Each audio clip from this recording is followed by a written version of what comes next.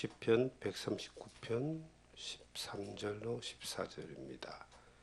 주께서 내 내장을 지으시며 나의 모태에서 나를 만드셨나이다.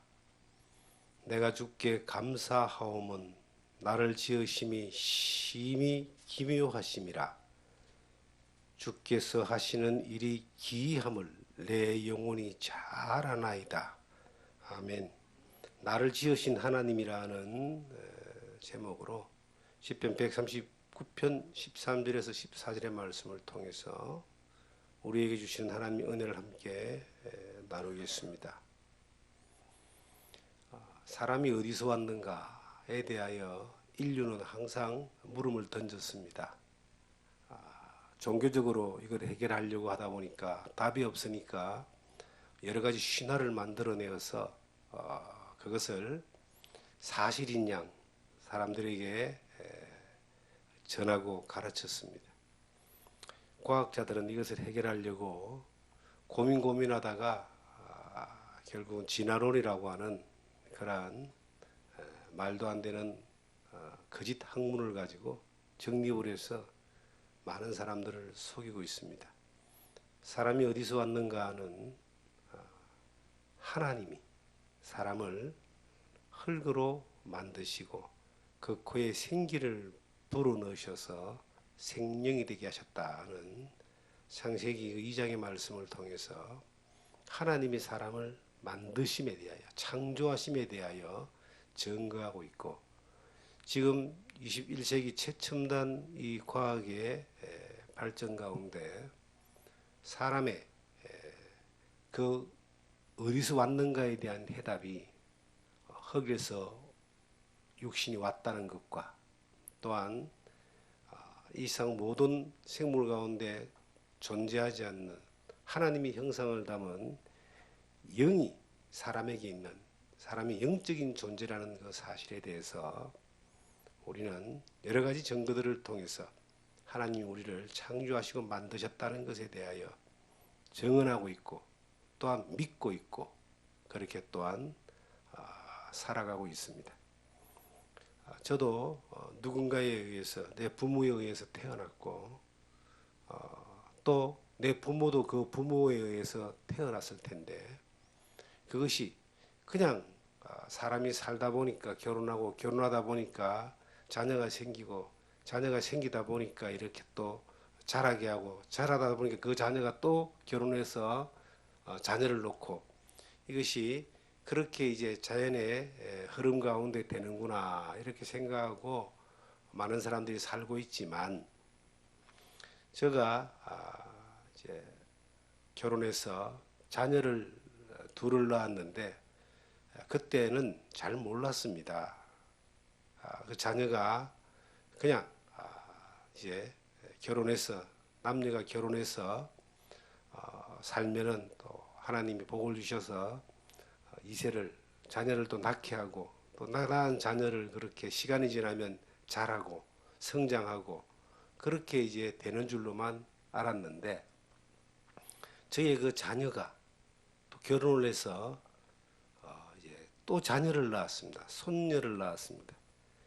손녀가 이제 1년 정도 이제 지나서 이제 돌이 됐는데, 그 손녀가 자라가는 것을 이렇게 보면서 하나님이 사람을 만드시고, 하나님이 사람을 살게 하시고, 하나님이 그 사람을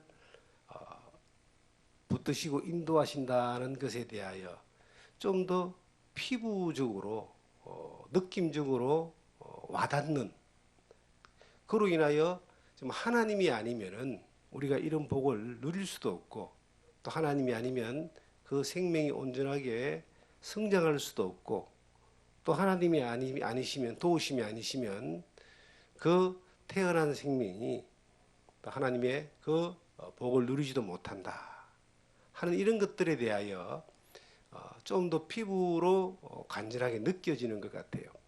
그래서 시편이 139편이 이제 묵상이 되어졌습니다. 하나님이 우리의 내장을 지으시고 모태에서 만드셨다. 하나님이 만들지 않은 사람은 아무도 없고, 하나님이 지으시지 않은 사람은 아무도 없습니다.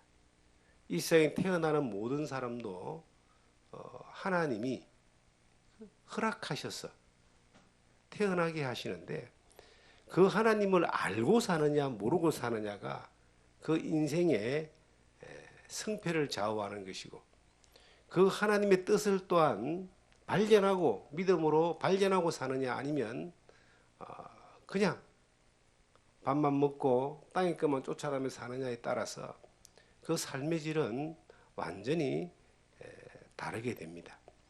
24절에 보시면 내가 주께 감사하면 나를 지으심이 심히 기묘하심이라. 주께서 하시는 일의 기함을 내 영혼이 잘 아나이다. 내 영혼이 잘 아나이다.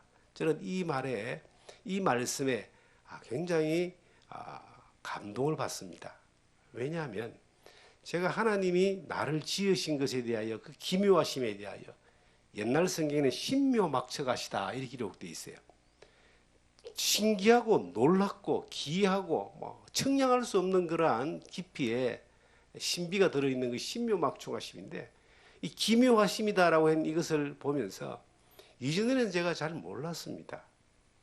그저 하나님이 사람을 창조하심에 대하여, 또 하나님이 나를 만드심에 대하여 막연하게 알고, 그리고 원리적으로 알았지, 이것이 내 영혼이 잘 아나이다 하는 이 말씀하고는 조금 거리가 멀었던 것 같아요. 그런데 손녀가 태어났습니다. 한 생명이 태어나서 볼 때에 저하고 비슷한 연배에 있는 친구들은 이제 또 손자를 미리 보고 이렇게 경험한 사람들이 그 어여쁨에 대하여, 이쁨에 대하여 많이 이렇게 자랑을 합니다. 그래서 어떤 목사님은 저에게 어떤 CF 그 내용에 니들이 개맛을 알아 이런 맛이 있잖아요. 안 먹으면 모른다는 그런 광고 내용이 나오는데, 제가 손녀를 태어나기 전에는 이것은 안 태어나면은, 그러니까 자기가 경험해 보지 못하면 말로 해가는 설명을 못하니까 니들이 개맛을 아냐 이렇게 표현하곤 했습니다. 근데 저도 이제 그 아들의 자녀가 태어나서 1년 정도를 이렇게 경험하면서 제가 제 아들을 이제 내 아들과 딸이 태어나서 자랄 때하고는 조금 다른 그런 경험을 합니다. 내리사랑이라는 그런 말도 있지만 그 사랑과 관심과 또 그 마음이 좀 성숙하다고나 할까요? 아니면 또 다른 경험을 이렇게 하게 되는데, 저는 그런 감정적인 경험뿐만 아니라 그 생명이 어떻게 이 세상에 와서 저렇게 자라가는 가운데 변화를 주고, 또 주변에 때로는 기도의 제목을 주고 걱정을 주고 사랑과 그 기쁨을 주는가에 대하여 이렇게 경험하고 살펴보면서, 이 성경의 말씀한 대로 그 기이함을 내 영혼이 잘 아나이다. 영혼이 그것을 안다는 것은 공감이 되어지고 경험이 되어질 때에 그것이 내 영혼이 잘 안다라고 표현할 수 있는 거예요. 그냥 머리로 알고 지식으로 알고 또한 내가 동의하는 수준의 어떤 그러한 알미 아니라 경험되어지고 삶으로 느껴지고 공감되어질 때에 내 영혼이 잘 아나이다라고 표현을 할 수 있는 것 같아요. 우리는 영적인 존재입니다. 육으로 난 것은 육이고 영으로 난 것은 영이니, 그런 말씀이 있잖아요. 우리가 영적인 존재이기 때문에 하나님의 성령의 감동함을 우리가 받아서 하나님이 원래 의도대로 계획한 그 의도에 대하여, 계획에 대하여, 섭리에 대하여 우리가 공감되어지고 경험되어질 때에 내 영혼이 그것을 알게 되는 겁니다. 한 생명을 우리가 자랄 수 있도록 도울 수는 있지만 그 생명을 주신 분도 하나님이시고 만드신 분도 하나님이시고 또한 자라게 하시는 분도 하나님이시고 그를 성장케 하셔서 하나님의 사람으로 또 사용케 하시는 분도 하나님이신데 한 어린 생명이 그렇게 태어나서 자라가는 과정 가운데 저는 1년 정도를 이렇게 경험하면서 이전에 느껴보지 못했던 그 하나님의 그 신묘막치, 이 성경의 기묘하심에 대하여 만드시고 태어나게 하신 것뿐만 아니라 그 삶을 주관하시고 이렇게 살아가는 그 어린 생명이 살아가는 과정 가운데서의 모든 것들을 주관하시는 그 하나님의 손길에 대하여 기묘하시다. 나를 지으신 것뿐만 아니라 한 생명을 지으시고 만드신 그 하나님에 대하여 그렇게 찬양이 나오고 감사가 나오고 그리고 말씀 앞에서 하나님 앞에서 또 다시 생각해내어지는 또 말씀을 찾아보면서 야 이러시구나 하고 확인해지는 그런 시간들을 개인적으로 가져봅니다. 욥기 38장을 보시면은 시편 앞에 욥기가 나오죠. 이런 말씀이 있습니다.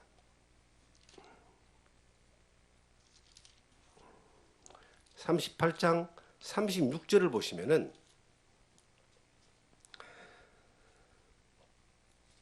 가슴 속에 지혜를 누가 준 것이냐? 숫닭에게 슬기를 준 자가 누구냐? 자, 이 말씀이 나오는데요. 사람의 가슴 속에 지혜를 누가 준 것이냐? 저는 지혜라고 하는 그 단어에 대하여 상당히 깊이 생각을 하는 사람입니다. 그래서 인생에 살아가는 삶 가운데 지혜를 얻는 것이 금을 얻는 것보다 낫고 지혜를 얻는 것이 산성을 얻는 것보다 낫다. 지혜를 얻는다는 게 잠언에 보시면 지혜가 가장 귀한 그 가치라고 하는 것들을 자주 이렇게 나옵니다. 잠언에 보시면 잠언 10장 9절에 보시면 여호와를 경외하는 것이 지혜의 근본이고 그 지으신 자를 아는 것이 명철이라 그랬습니다. 지식이라는 것은 우리가 외부적인 것들을 습득을 해서 내 것으로 만들어가는 거지만 지혜라고 하는 것은 이것은 하나님이 주셔야 되는 겁니다. 그래서 사람은 태어날 때부터 하나님이 주시는 기본적인 지혜를 가지고 태어납니다. 그걸 이제 영적인 존재이기 때문에 영원한 것에 대한 지혜가 있습니다. 짐승하고 다른 것은요, 땅의 것들, 먹는 것만 가지고 만족하지 못하고 영원한 하나님으로부터 오는 그 지혜를 얻어야지만이 만족이 오는 겁니다. 인간은 태어나서 죽을 때까지 그냥 먹고 살기 위해서 존재하는 것이 아니라 천하의 범사의 기한이 있고 모두 목적이 이를 달 있다라고 전도서 3장 1절에 말씀하고 있고 10절에는 만물의 기한을 하나님이 정하셨다. 하나님이 정하신 그 기한 가운데서 목적이 분명히 있는데 그 목적이 우리가 하나님이 주시는 지혜를 가진 사람들이 하나님을 아는 겁니다. 그래서 하나님을 아는 것이 가장 큰 지혜고 그 하나님을 아는 그 사람이 하나님을 경외하는 것이 지혜로운 사람의 가장 합당한 삶이다라고 하는 것을 잠언 10장 9절에는 여호와를 아는 것이 지혜의 근본이고 그를 경외하는 것이 지혜라고 그렇게 성경은 기록하고 있습니다. 우리가 하나님을 알 수 있는 지혜로운 존재로 모든 인생을 만들었는데 그 만드심을 받은 사람이 원래의 목적대로 그 하나님이 주시는 지혜를 얻지 못한다면 깨닫지 못한다면 그 인생은 종기에 차나 깨닫지 못하는 사람은 멸망하는 짐승 같다 했던 시편 49편 마지막 절의 말씀처럼 짐승은 죽으면 끝입니다. 왜냐하면 지혜가 없기 때문에 본능대로만 살기 때문에 흙으로 돌아가면 끝이지만 사람은 하나님이 주신 지혜가 있기 때문에 영혼이 있기 때문에 그 하나님의 그 원래의 의도대로 하나님의 주신 그 사랑 영원한 지혜를 깨닫지 못하고 믿지 못하면은 이 사람에게는 영원한 지옥의 형벌이 있다는 것을 또한 성경은 우리에게 증거하고 있고 인간은 본능적으로 그걸 또 다 알고 있습니다. 사람은 죽을 날이 다 돼가면은 영원한 세계에 대해서 젊었을 때는 부정하고 외면하고 비난하고 살았지만 죽음 앞에 다다라지면 그것을 본능적으로 느끼게 되어 있습니다. 가야 될 곳에 대하여 그 본능적인 준비가 되는 거예요. 지혜가 있기 때문에 그래요. 영적인 존재이기 때문에 그렇습니다. 그런데 그 인생이 평생에 살면서 그 주신 하나님의 영원한 지혜, 영생의 지혜를 발견하지 못하고 깨닫지 못하면 영원한 멸망, 가긴 가는데 어디로 갈지 모르고 두려움만 쌓여 있다가 멸망으로 가는 그러한 존재가 되는 것입니다. 그래서 저는 한 생명이 태어나서 이렇게 또 직접적인 어떤 핏줄이라고 하는 그 생명이 태어나 자라가는 과정을 보면서 이 아이에게 가장 중요한 게 뭐겠는가? 그것이 하나님이 이 아이에게 지혜를 주셨는데 하나님을 아는 지혜와 하나님을 경외하는 지혜로 이 땅에서 그것이 금을 얻는 것보다 낫고 나라를 얻는 것보다 낫고 우주를 얻는 것보다 나은 겁니다. 영생이 보장되기 때문에 그러한 지혜로운 아이로 성장해 주기를 바라는 마음이고 뿐만 아니라 하나님의 그 은혜가 함께 하셔서 그 평생에 하나님이 이끄시는 지혜대로 그렇게 살아가는 정말 복을 누리길 바라는 간절한 마음을 가지는데 이런 것들을 이렇게 볼 때에 참 하나님의 이 섭리가 솜씨가 얼마나 기묘하신지 신묘막측하신지에 대하여 막 감동이 오는 거예요. 말씀이 이걸 더 이렇게 확인을 시켜주는 겁니다. 시편 또 한번 가보시면요. 그 다음에 시편 94편을 가보시면 이런 말씀이 있습니다.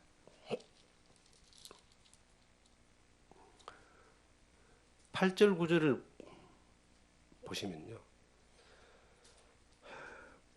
백성 중에 어리석은 자들아 너희는 생각하라. 무지한 자들아 너희가 언제나 지혜로울까.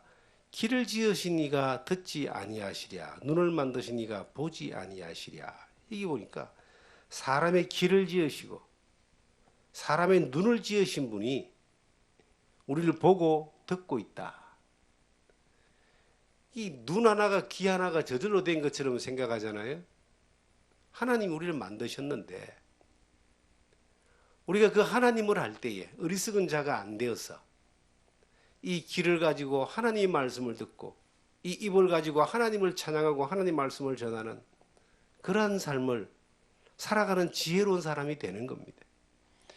이 하나님을 향한 그 하나님이 만족하시는 기뻐하시는 삶을 사는 데는 우리가 지식으로 되어지는 것이 아니라 믿음으로 되어지는데 그 믿음이 어디서 오느냐 하면은 위에서부터 내려오는 지혜, 하나님이 주시는 그 지혜, 그 지혜가 담겨져 있는 그릇이 바로 이 성경입니다. 지혜와 지식의 모든 보화가 감추어져 있느니라라고 골로새서에 이 말씀에 대하여 그렇게 정언을 하고 있습니다. 사람의 영혼은 여호와의 등불이라 사람의 깊은 속을 살피시니라라고 전도서 잠언 20장에 기록을 하고 있습니다. 사람의 영혼은 여호와의 등불이에요. 우리 안에 하나님이 주신 영혼이 있습니다. 그런데 이 영혼은 어디를 향하여 항상 이 갈구하느냐면요. 하나님을 향하여 갈구하는 마음이 있습니다. 여호와의 등불이에요. 하나님은 그 영혼을 향하여 관심을 떼지 않습니다. 어두운 밤에 불빛 하나 있으면 모든 시선이 불빛으로 집중되듯이 하나님은 우리의 영혼에 시선을 집중하고 있습니다. 그래서 하나님은 눈을 떼지 아니하십니다. 그런데 하나님이 우리를 쭉 보시면서 우리의 영혼을 보시면서 우리에게 영혼의 양식인 하나님의 지혜를 계속 공급해 주는 거예요.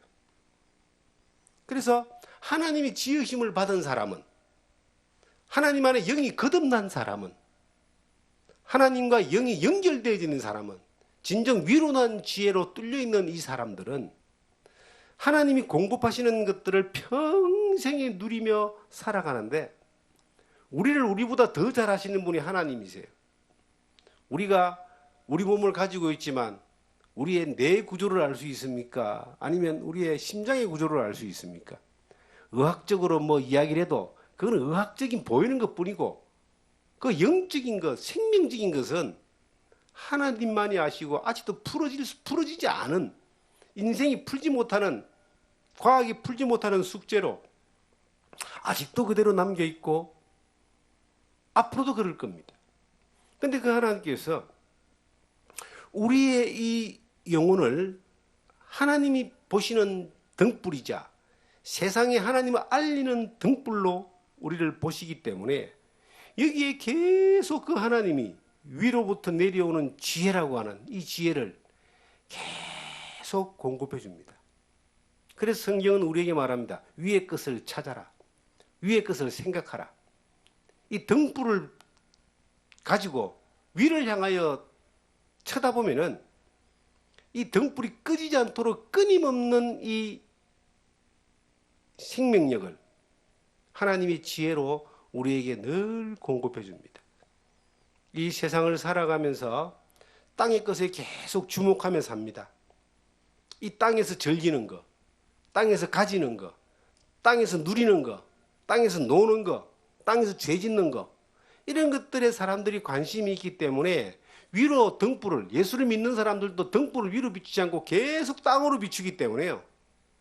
하나님이 주시고자 하는 지혜마저도 이제는 공급받지 못하는 삶을 살게 되고, 계속 그 꿀돼지가, 돼지가 머리를 땅에 쳐박고 땅에 있는 먹을 것만 계속 찾는 것처럼 끊임없이 그렇게 땅의 것만 쫓아가다가 땅속으로 들어가는, 인생을 끝내는, 정말 지혜로운 사람으로 태어났다 할지라도 지혜 없는 사람들처럼 살다가 그렇게 생을 허비하는 수많은 사람들이 있습니다. 우리는 그런 사람이 되어서는 안 됩니다.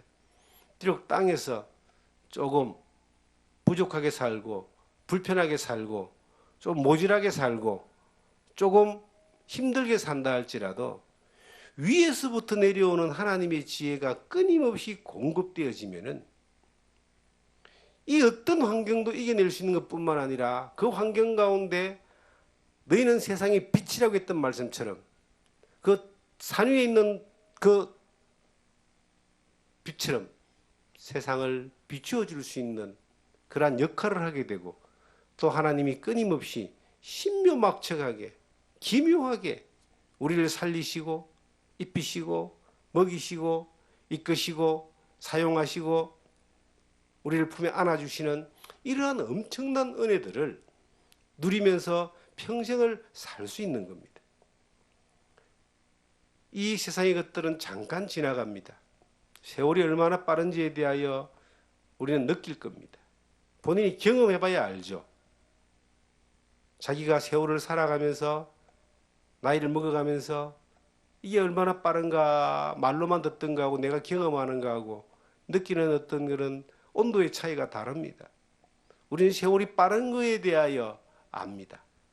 하나님을 아는 지혜가 있습니다. 하나님을 통하여 우리의 삶을 또한 아는, 우리 인생을 아는 지혜를 우리는 배웠습니다. 그러면 이 인생을 살아가는 가운데서 하나님이 정하신 기한 가운데 우리가 무엇을 하고 어떻게 살아가는 것이 우리를 향하신 하나님의 뜻일까? 저는 하나님이 우리에게 하나님의 사랑을 많이 누리고 살고 하나님의 품 안에서 하나님의 의도대로 우리가 살기를 원하시는데, 그것은 그저 우리가 하나님의 공급하시는 지혜를 누리며 배우며 누리며 그렇게 살아가는 겁니다. 우리가 뭔가 하나님을 위해서 뭔가를 할 수 있는 사람이라고 생각하고 해야 된다고 생각하는 것이 어떤 면에서는 그것이 지혜 없는 사람일 수도 있습니다. 지혜 있는 사람은, 하나님의 지혜가 있는 사람은 하나님을 위해서 뭔가를 해야 되고 하지 않으면 안 되는 사람이 아니라 살아계신 그 하나님이, 천지를 지으신 하나님이, 우리 인생을 신묘막측하게 이끄시는 그 하나님이 우리의 삶을 통해서 일하심에 대하여, 역사하심에 대하여 우리는 그 품에 가만히 안겨가지고 보고 누리고 그리고 이끄심을 따라서 살아가면 되는 겁니다. 비가 많이 오고 난 뒤에 잡초가 많이 자랍니다. 그런데 그 잡초 하나도 인간이 볼 때에 저게 필요 없는 것이고 불편한 것이지, 하나님이 보실 때는 이 만물의 자연의 질서 가운데서는 그것이 필요하기 때문에 존재하는 것입니다. 사람이 자기가 볼 때에 불편해서 뭐 잘라내고 뽑아내고 약을 치고 하는 것이지, 하나님이 볼 때에 그것이 불편한 것이 아니라는 이야기죠. 우리의 인생을 살아가는 삶 가운데서 우리가 하나님을 위해서 뭔가 해야 된다는 것이 마치 우리 편에서 잡초를 뽑아내는 것과 같은 거예요. 그런데 하나님 편에서는 잡초를 뽑아내는 그것보다는 하나님이 이끄시는 것을 누리고 보고 기다릴 줄 아는 그런 것이 더 지혜로운 것이 아닐까요? 지금 현재 이 지구는요, 문명이 너무 발전해가지고 발달해가지고 화석 연료를 너무 많이 쓰고, 그리고 이 인공적으로 식물을 키우고 뭐 유전자 변형을 하고 또 수많은 어떤 그런 약들을 만들어낼므로 인하여 비약적으로 발전한 것 같지만은 이것은 엄청난 재앙으로 지금 다가오고 있습니다.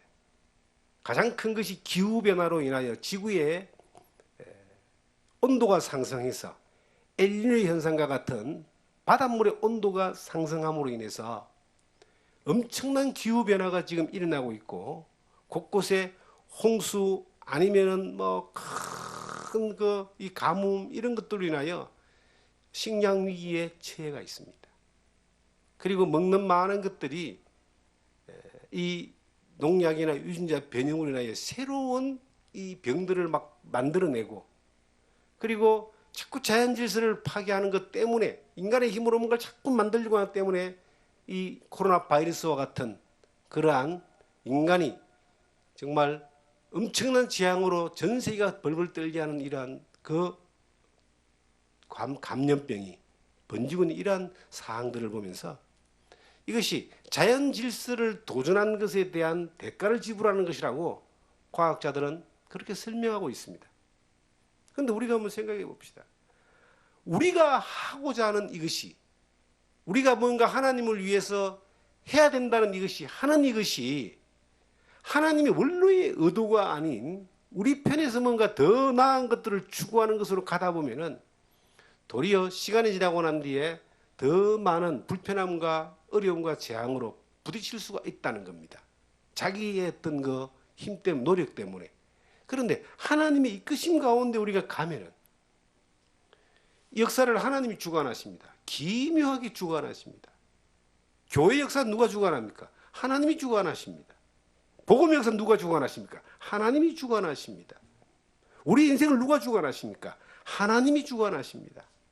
지으신 하나님이, 만드신 하나님이 이끄시고 주관하여 가신다는 거예요. 그러면 우리가 주관하시는 그 하나님을 잠잠히 바라보고 따라가고 그 품에 안겨서 가면은 하나님이 우리를 통해서 그 일하고 있는 역사하시는 부분들을 하나님이 보여주시는 거예요. 우리가 생각할 때는 막히는 거지만은 그것이 하나님 편에서는 그것이 가장 빠른 길이고 확실한 길이라고 만약에 하신다면 막히는 것을 보고 기다릴 줄 알아야 됩니다. 우리가 가는 길이 빨리 가는 이것이 우리에게 숨이 차다 할지라도 하나님이 이끄시는 길이라면 그 길을 따라갈 줄 알아야 되는 겁니다.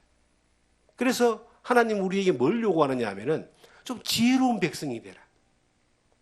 지혜가 있는 우리들에게 하나님의 지혜를 이렇게 공급받으면서 하나님이 우리에게 알려주시고 알게 하시는 것에 대하여 바로바로 좀 알고 거기에서 하나님의 말씀을 따라서 지혜롭게 반응해 나가는 그런 삶을 살기를 원하는 거예요.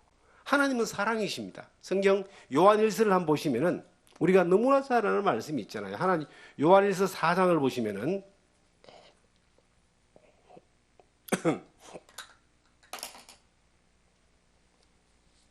4장 8절을 보시면요.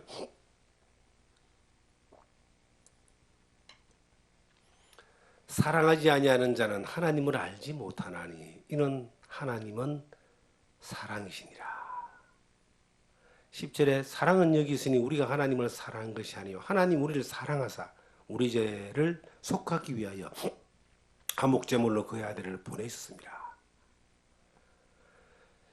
하나님은 사랑이신데 우리가 하나님을 사랑한 것이 아니라 하나님 우리를 사랑하셨다. 이게 원리입니다. 우리가 하나님을 사랑한 것이 아니라 하나님 우리를 사랑하셔서 화목제물로 예수 그리스도를 보내심으로 말미암아 우리가 하나님의 사랑을 받아들이고 순종함으로 인하여 믿음으로 말미암아 하나님을 사랑하는 사람이 되었다. 그 사랑이 하나님의 사랑이라고 우리에게 지금 증거하고 있습니다.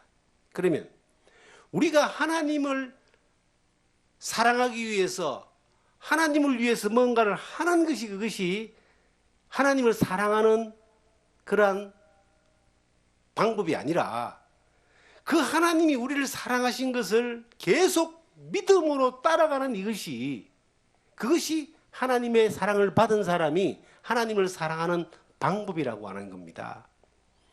제가 한 10여 년 전에, 한 15년 전에 자주 듣고 고민했던 단어가 하나 있습니다. 그 단어가 뭐냐면 하나님보다 먼저 앞서가지 마라. 그 단어를 한 15년 전에 이렇게 많이 묵상했던 적이 있습니다. 기도보다 앞서가지 마라. 하나님보다 앞서가고 기도보다 앞서가고 믿음보다 앞서가는 이것이 자기의 힘이고 자기의 의지고 자기의 노력이고 자기의 지식이고 자기의 방법이고 자기의 욕심이 되니까 결국은 그것이 하나님을 위한 것이다. 주님을 사랑하는 것이다.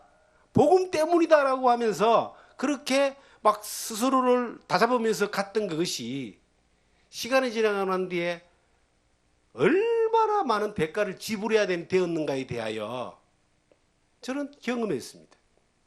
그래서 하나님을 사랑한다면은 하나님을 사랑하는 그 방법의 원리를 따라서 믿음으로 사랑하는 그것이 하나님을 사랑하는 것인데 그것은 하나님이 우리에게 주신 것들을 그 품 안에서 따라가는 것입니다. 너희가 진리를 순종함으로 너희 영혼을 깨끗하게 하여 피차 뜨겁게 서로 사랑하라. 베드로전서 2장에 나오는 말씀인데 1장 18절 19절 이하에 나오는 말씀인데 22절에요. 진리를 순종하는 이것이 하나님을 사랑하는 것이다. 우리가 하나님을 순종한다는 것은요. 하나님으로부터는 지혜가 있을 때 가능한 거예요. 하나님이 우리에게 지혜를 주시는 것들을 위에서부터 난 지혜를 받을 때에 믿음으로 연합되어져서 그 지혜를 따라서 순종하는 거예요. 따라가는 거예요. 그런데 위로부터 오는 지혜가 아닌 내가 지식으로 가지고 있는 내 방법대로 내가 또 뭔가를 이루고자 하는 그러한 내 욕심 때문에 아니면 내 어떤 열심 때문에 앞서 나가다 보면은 그것이 순종이 아닌 자기의 의지가 될 수 있고요. 물론 자기의 의지마저도 세상에 지 마음대로 사는 것보다는 믿음 안에 교회 안에 또 선교를 위해서 사는 것이 낫다고 표현할 수 있지만 나은 것이라 할지라도 결과적으로 봤을 때는 그것이 순종이 아닌 불순종이 되어졌을 때는요. 유대인들이 하나님을 섬기는 열심히 그 성전에서 양을 팔고 돈을 바꾸는 이것이 도리어 하나님의 그 의도를 삼켜버리는 배신하는 것들이 되어졌던 것처럼 정반대의 길로 갈 수 있습니다. 유대인들이 예수님을 잡아서 로마의 빌라도의 손에 넘기고자 할 때 그들은 하나님을 섬기는 예다. 하나님을 위해서 그렇게 했다라고 하면서 결국은 진리를 대적하는 열심을 가지고 하나님의 열심이라고 했던 것처럼 우리의 삶 가운데서 그러한 실수를 범할 수가 있다라고 하는 겁니다. 그래서 하나님을 사랑한다라고 하는 것은, 하나님의 사랑을 입었다는 것은 하나님의 의도대로만이 그것이 성립되는 겁니다. 하나님의 사랑이, 하나님 우리를 사랑하사 아들을, 독생자들을 보내주신 것을 믿음으로 말미암아 그 사랑이 내 것이 된 것처럼, 내가 하나님을 기뻐하시는 지혜로운 삶을 살기를 원한다면, 충성된 사람아라고, 충성된 종아라고 하는 그러한 평가를 받기를 원한다면 하나님이 지시한 것이 확실해야 되는 겁니다. 위로부터 내려오는 지혜가 확실하게 나에게 연합되어져야 됩니다. 그것에 따라서 순종되어지고 반응되어질 때에 이것을 하나님이 충성되다 그러는 거예요. 명령은 앞으로 가라 그러는데 자기 생각에는 뒤로 가는 게 맞다고 생각해서 열심으로 뒤로 갑니다. 그 목숨 걸고 뒤로 갑니다. 그걸 충성이라고 말하지 않습니다. 그것은 명령 불복종이라고 말하고, 그 충성은 잘못된 충성이고 어리석은 충성이고 망하는 충성입니다. 그래서 우리에게 뭐가 먼저냐? 하나님 우리에게 하나님을 알만한 지혜를 줬으면 모든 사람에게 다 줬어요. 그런데 우리는 그 지혜 위에 하나님의 사랑이라는 것이 내 안에 있습니다. 예수 그리스도를 믿음으로 하나님의 사람에 연합된 영적인 위로난 지혜가 있는 사람들입니다. 그러면 위로부터, 하나님으로부터 끊임없이 공급되어지는 그 지혜가 우리 가운데 있을 때에, 그 하나님의 말씀에 반응해서 움직일 때에 그것을 하나님을 경외하는 것이라고 하는 거예요. 하나님의 말씀에 따라서 움직이는 것을 경외하는 거라고 합니다.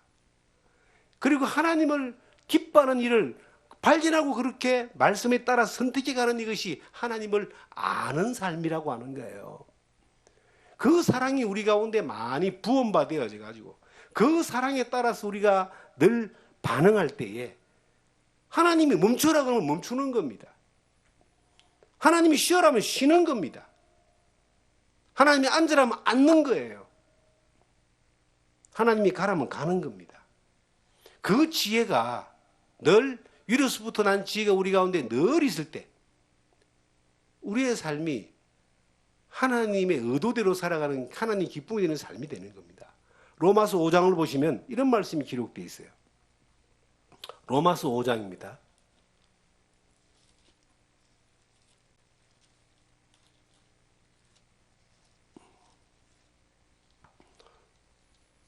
로마서 5장 5절을 보시면요, 소망이 우리를 부끄럽게 아니함은 우리에게 주신 성령으로 말미암아 하나님의 사랑이 우리 마음에 부은 바 됨이니. 하나님의 사랑이 우리 마음에 계속 부어지는 거예요. 한 번 부어지고 끝나는 것이 아니고 계속 부어지는 겁니다. 저는 가끔 이런 생각을 해봅니다. 이 신앙생활 경험으로만 살지 말게 하여 주시옵소서. 살아오다 보니까 경험이 많습니다. 눈치가 빠릅니다. 그런데 경험과 눈치가 이전에는 맞았지만 지금은 또 틀릴 수 있어요. 하나님이 어떻게 이끄는지 어떻게 합니까? 이전에는 하나님이 앞으로 가라 했는데 지금은 가만히 있으라 그런다면은, 이전의 경험이 앞으로 가는 것이랄지라도 지금 가만히 있으라 그런다면 가만히 있을 수 있는 이것이 하나님의 사랑에 부원받는 사람의 삶의 태도입니다. 오늘 주시는 하나님의 말씀이, 오늘 주시는 하나님의 지혜가, 오늘 주시는 하나님의 인도하심이 반응되어질 수 있는 이것이 오늘 우리가 하나님의 사랑을 받는, 부음을 받는 사람의 태도입니다. 그렇게 살아갈 때에 앞으로 살아갈 소망의 시간들에 대하여 부끄러워할 것도 없고 두려워할 것도 없고 그리고 불안해할 것도 없이 그 오늘 주신 하나님의 지혜 가운데 사랑에 부음받아서 감사하고 기뻐하는 겁니다. 때로는 우리가 움직이지 못하기 때문에, 그러니까 눈에 보이는 것들이 없기 때문에 우리가 이 삶이 실패한 것이 아닌가, 이게 정말 앞으로 곤란해지지 않을까, 이렇게 고민할 수도 있습니다. 그런데 하나님이 잠깐 쉬어라 그러면 쉬는 거예요. 하나님이 앉으라면 앉는 겁니다. 하나님 가라면 가는 겁니다. 오늘 나에게 부어진 바 된 그 은혜 가운데서 그렇게 살아가는 이것이 우리 일상의 신앙생활입니다. 뭔가 안 하면 막 불안하고 안 하면 안 될 것 같고 내가 해야 될 것 같고 그것이 선한 마음이고 좋은 마음이라 할지라도 그것이 하나님이 부恩받은 지혜 가운데 되어지는 것이 아니라면은 이것은 가만히 있는 것보다 못하는 겁니다. 그래서 하나님이 부恩받아 되어져서 오늘 하나님 인도하시는 그 지혜의 말씀을 따라서 선택해서 늘 순종하며 살아갈 때에 우리가 영원한 천국에 가는 그날까지 주의 품 안에서 평안과 기쁨을 누리는 삶이 될 줄 믿습니다. 그러한 삶과 은혜를 누리는 여러분과 제가 되기를 주님 이름으로 부탁드립니다.